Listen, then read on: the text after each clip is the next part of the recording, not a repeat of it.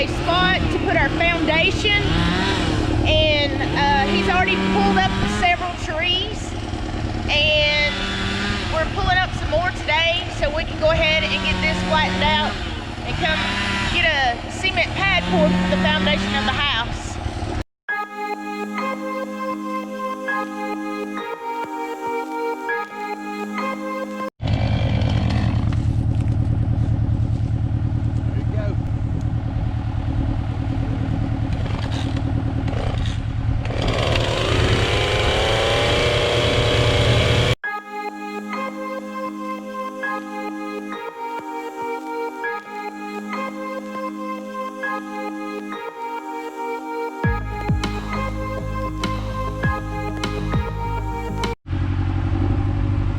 Lopping up trees that he's pushed over, the smaller ones. We're saving some for firewood of the house, which is pretty good sized logs to go in the wood heater. But the smaller ones and anything pine, when he pushes over the pine trees, we're putting out for the campfire for me to, that we made for our fire pit, for me to cook over and make coffee on and whatever. And then the other stuff like this, we are putting in a brush pile. And at some point when it rains, or right after it rains, or if it starts raining, when it comes to start a fire, we want it really wet, because we did have a forest fire out here. If you've been watching our videos, we had a forest fire on the neighbor's property. Only you can prevent forest fires. So we don't want any more forest fires. It was really scary. To me anyway, I thought it was gonna come over, get on our property, and burn up our building materials for our house, which would have been devastating to us. But all was well. The fire department finally got here 2 hours later.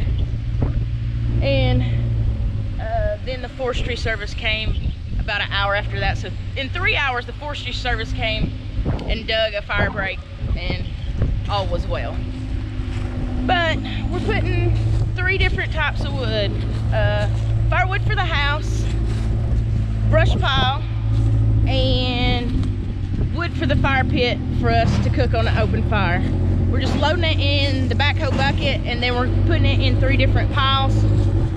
So that's what we're doing right now.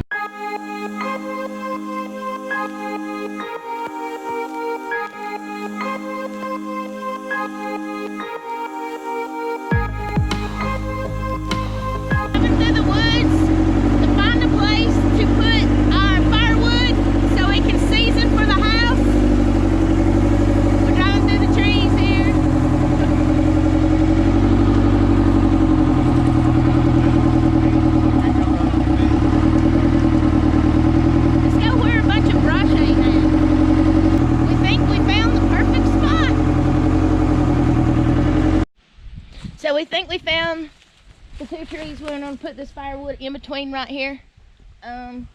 He took the backhoe and he kind of scraped the ground to get a bunch of junk out of the way. And so we're going to start stacking this wood in between these 2 trees here. And there'll be a lot more. We'll fill this up.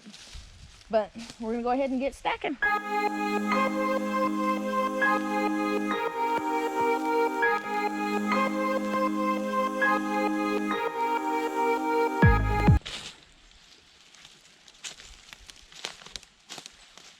All right, these straight limbs we'll save to make fence posts later. I'll show you how. And they're for free. So have these back here that we saved from the trees that he had to push over, and we're gonna have those milled. We're not sure if we're gonna buy a sawmill or if we're gonna go have somebody else do it for us, but we're going to do wood slabs on the side of the house with chinking, and we're going to use wood off our own property to do so. And we hope to find a perfect tree at some point to have exposed beams in the house and use that tree for that. But that's what these bigger ones are for, is for slabbing on the house. So he's fixing to set up the backhoe on this tree right here. It's dead at the bottom. It still has some leaves on it, but it's going to be a hazard, so it's got to go. But he's going to set it up. I'm going to push it down. He's bound and determined to teach me to drive this backhoe. It doesn't have any brakes, so I'm very intimidated by it because you have to put the bucket down to get it to stop. And the green machine, if you've been watching, the green machine is more my equipment in the tractor.